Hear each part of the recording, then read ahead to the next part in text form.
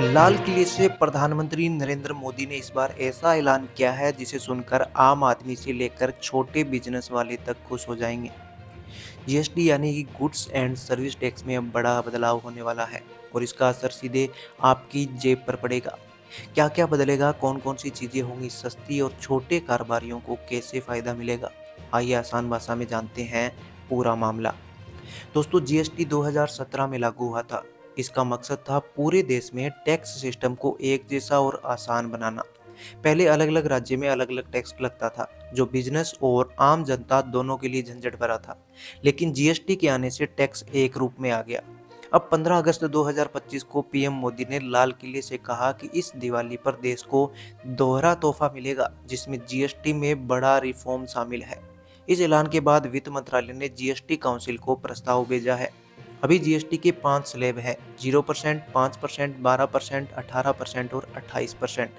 अब सरकार इनको घटाकर सिर्फ 2 स्लैब रखने की तैयारी में है। एक स्टैंडर्ड स्लैब और दूसरा कंसेशनल स्लैब, यानी जरूरी सामान और आम इस्तेमाल की चीज़ों के लिए कम टैक्स।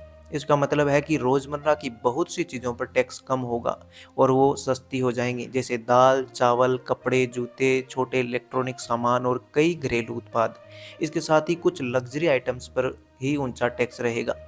इस बदलाव से क्या-क्या फ़ायदा होगा? इसके अंदर आपको आम जनता के लिए राहत मिलेगी, जैसे कि रोज़मर्रा की चीज़ें सस्ती होंगी। छोटे कारोबारियों को भी मदद मिलेगी। डिजिटल और ऑटोमेटेड सिस्टम भी सस्ते हो जाएंगे। घरेलू मैन्युफैक्चरिंग को बढ़ावा मिलेगा। वहीं टैक्स विवाद कम होगा।